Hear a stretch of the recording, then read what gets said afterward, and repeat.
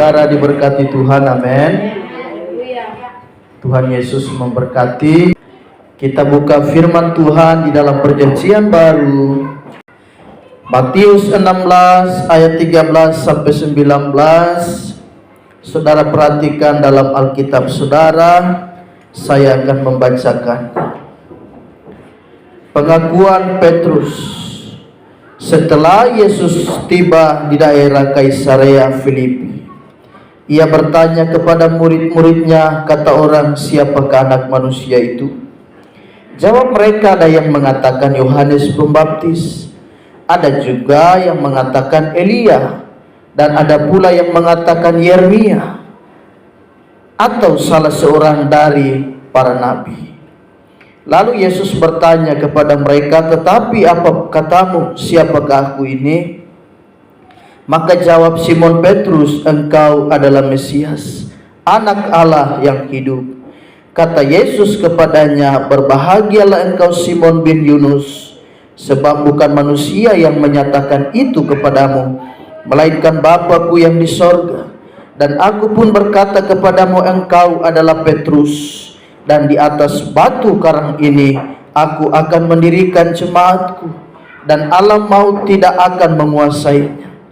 Kepadamu akan kuberikan kunci kerajaan sorga. Apa yang kau ikat di dunia ini akan terikat di sorga, dan apa yang kau lepaskan di dunia ini akan terlepas di sorga. Nah, kita melihat bahwa ini adalah pengakuan seorang murid yang kita tahu Petrus memiliki temperamen atau karakter yang cukup keras. Pengakuan dari seorang murid yang pernah menyangkal Yesus 3 kali. Inilah kita melihat, dan saat pada sore hari ini tema khotbahku akan kuberikan tema menjadi gereja yang kuat di akhir zaman ini. Sekali lagi, menjadi gereja yang kuat di akhir zaman. Saya dan saudara menjelang kedatangan Yesus pada kali yang kedua. Kita gereja sedang mempersiapkan diri, dan kita harus dewasa di dalam Tuhan. Untuk menjadi gereja yang sempurna, gereja yang kuat, saya dan saudara harus memiliki kualitas iman yang bagus. Kita harus memiliki kualitas iman yang baik. Gereja sempurna, gereja yang kuat adalah gereja yang punya iman benar-benar tangguh, benar-benar luar biasa di dalam Tuhan. Kita melihat seperti Paulus yang berkata, sedikit pun aku tidak memusingkan diriku, asalkan aku berlayak di hadapan Kristus, dan asalkan aku bisa memberitakan firman Tuhan. Jadi Paulus tidak pusing dengan hidupnya. Dengan dirinya sendiri dia tidak terlalu pusing, asalkan apa dia berkenan kepada Tuhan.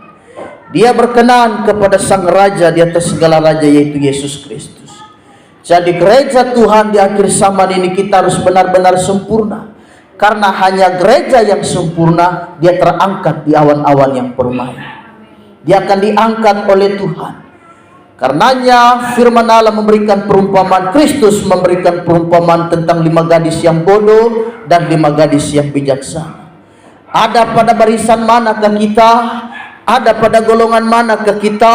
Yang bodohkah atau yang bijaksana? Gereja yang sempurna adalah gereja yang harus penuh dengan Roh Kudus. Jadi saya dan saudara harus benar-benar dimampukan di dalam Tuhan. Gereja yang kuat di akhir zaman.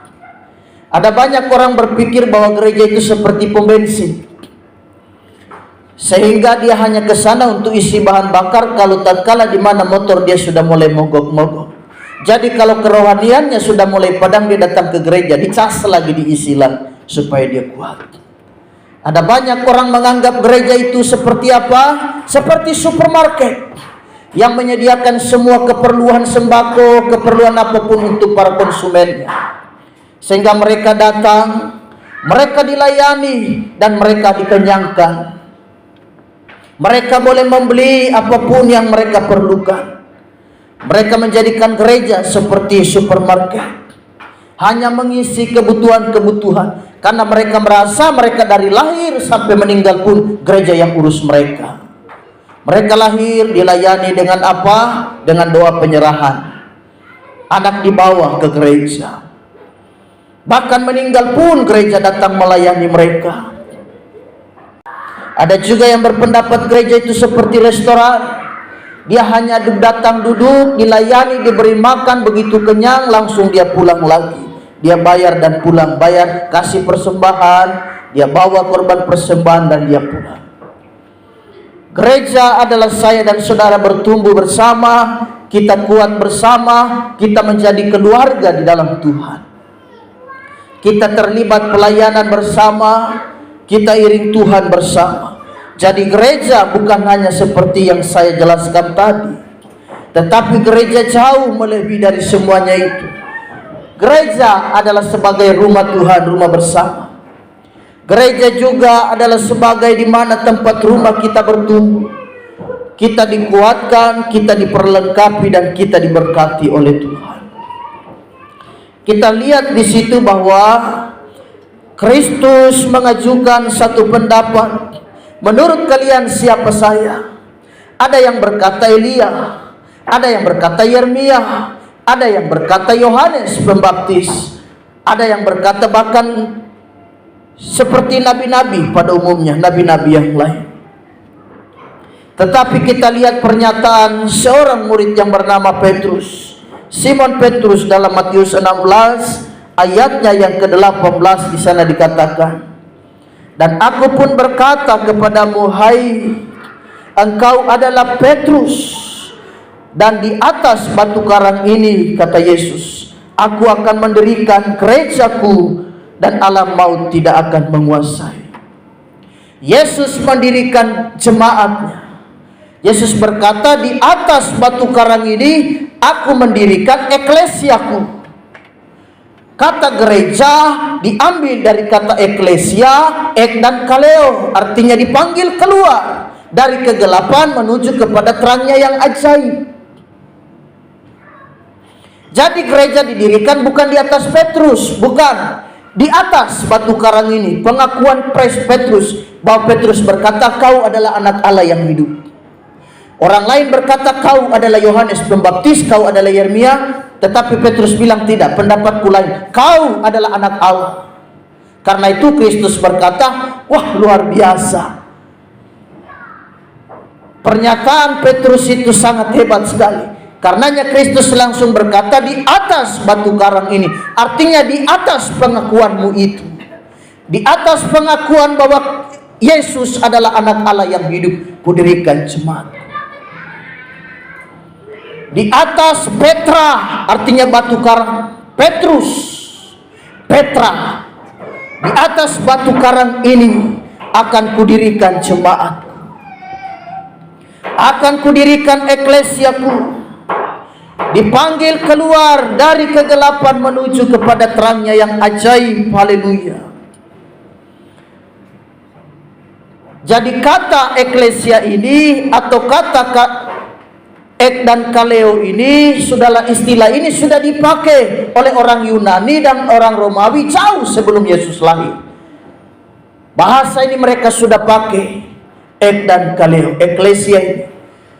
Artinya adalah pada saat itu orang memanggil keluar dari tempat kediamannya, dari rumahnya, semua keluar, keluar, keluar. Ada pertemuan besar. Kita bahas tentang negara ini bagaimana. Kita bahas tentang peperangan. Kita atur strategi ya untuk kita supaya melakukan peperangan. Jadi eklesia artinya pada umumnya orang-orang Yunani atau orang Romawi menggunakan istilah itu memanggil masyarakat keluar dari rumah. Keluar, keluar, keluar. Ada pembahasan penting ini yang harus kita bahas. Jadi saya dan saudara sudah dipanggil keluar dari gelapnya dunia dan dosa, kita menuju kepada terangnya yang ajaib. Jadi gereja yang kuat di sini, saya tidak bicara tentang bangunannya, saya tidak bicara tentang lampunya, saya tidak bicara tentang dinding gereja ataupun aksesoris gereja. Tapi saya bicara eklesia itu adalah kumpulan orang benar. Saya bicara bukan gereja yang secara fisik, tetapi atau dalam artian bangunan, tetapi ini adalah gereja yang hidup. Artinya saya dan saudara. Itu arti daripada eklesia, bukan bangunannya, tetapi hidup saya dan saudara. Kita adalah gereja Tuhan. Saya dan saudara adalah gereja Tuhan. Bukankah roh Allah berdiam di dalam hidup kita? Jadi kita ini adalah gereja Tuhan, tempat tinggalnya Roh Kudus. Jadi saya dan saudara adalah eklesianya Tuhan. Kita harus kuat menghadapi tantangan apapun di akhir zaman ini. Kita adalah gereja Tuhan yang harus kuat menghadapi pergolakan, menghadapi masalah dan ancaman dunia hari-hari ini. Aku akan mendirikan gerejaku, kata Tuhan. Gerejanya Tuhan seperti apa? 1 Petrus 2 ayat 9. 1 Petrus 2 ayat 9, tetapi kamulah bangsa yang terpilih, imamat yang rajani, bangsa yang kudus, umat kepunyaan Allah sendiri, supaya kamu memberitakan perbuatan-perbuatan yang besar dari Dia yang telah memanggil kamu keluar dari mana? Kegelapan kepada terangnya yang ajaib.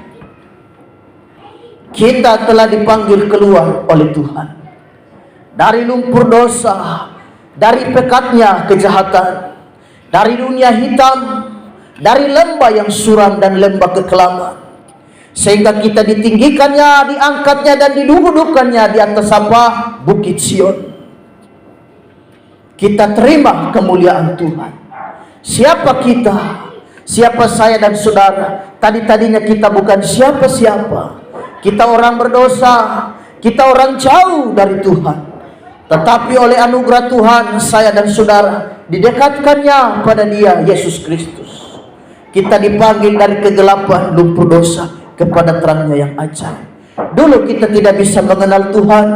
Dulu kita tidak bisa melihat cahaya Kristus, karena dosa yang lebih menguasai hidup saya dan saudara. Tapi sekarang oleh anugerah Tuhan, kita bisa melihat secercah harapan bahwa ada Kristus yang memberikan cahaya itu bagi kita, sehingga kita bisa mengasihi Dia, kita bisa melayani Tuhan, kita bisa datang ke gereja, kita cari Tuhan, pikiran terbuka, hati terbuka, Roh Kudus mendarat dan menjamah hidup kita, sehingga kita, kata Paulus, aku bukannya aku lagi, melainkan Kristus yang ada di dalam aku. Yang lama sudah berlalu, sesungguhnya yang baru sudah datang. Aku mengarahkan pandanganku jauh ke depan, karena ada kemuliaan Kristus. Jadi saya dan saudara adalah gereja Tuhan, dan kita harus hidup benar sambil menyongsong kedatangan Kristus pada kali yang kedua. Kita menanti dengan sabar, Dia akan datang. Karena itu persiapkan dirimu, saya dan saudara tetap bertahan. Nah, kita lihat bahwa saya dan saudara punya tanggung jawab. Setelah kita sudah dikeluarkan dari kegelapan menuju kepada terangnya yang ajaib, kita ada tanggung jawab kita adalah kita memperluas, membesarkan kerajaan Allah di bumi.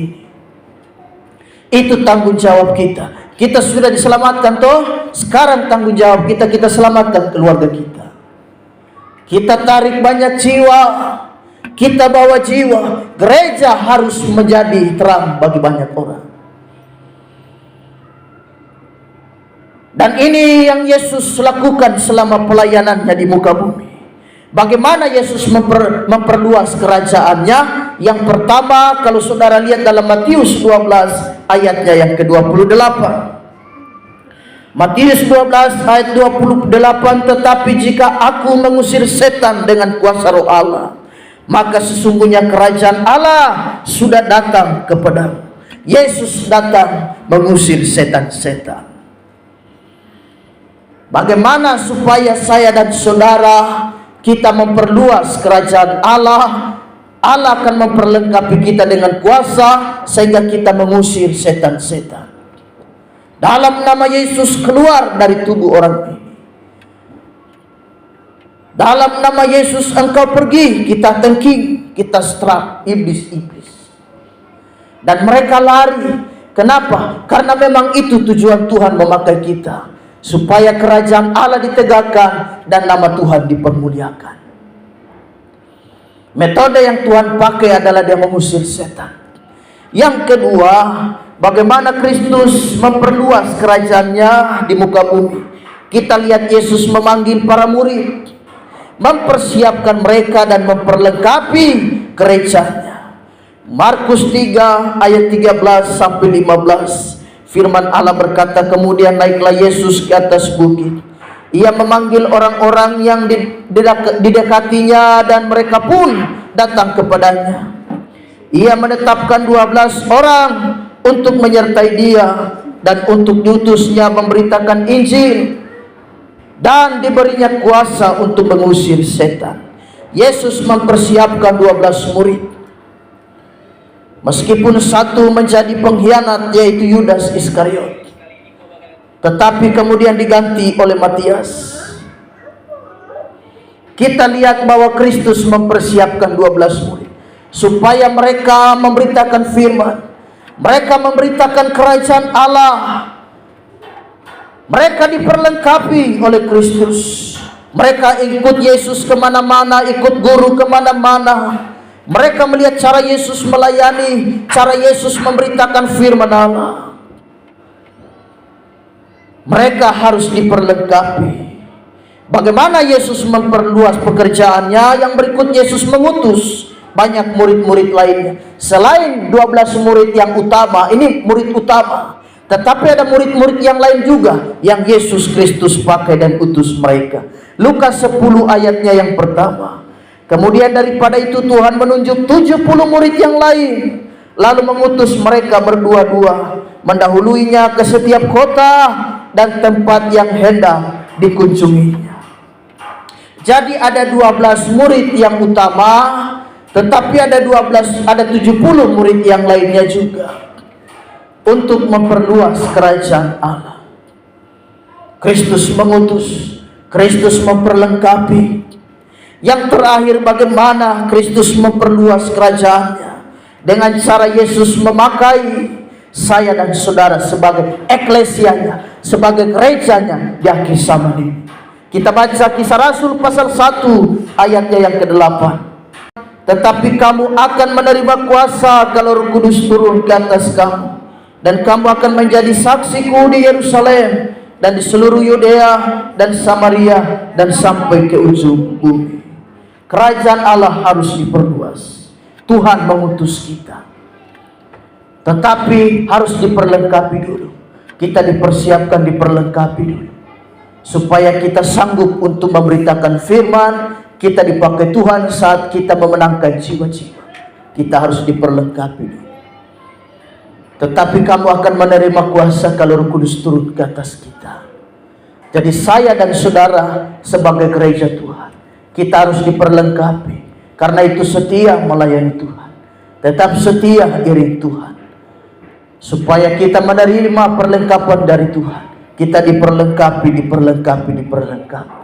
Untuk apa? Tujuan yang baik, supaya saya dan saudara juga menjadi berkat. Saya dan saudara juga menjadi contoh bagi banyak orang. Kita memenangkan jiwa. Kita baru ngomong saja mereka langsung percaya. Betul. Tidak usah kakak ngomong, dari kakak punya gaya-gaya, saya sudah kenal kakak orang baik.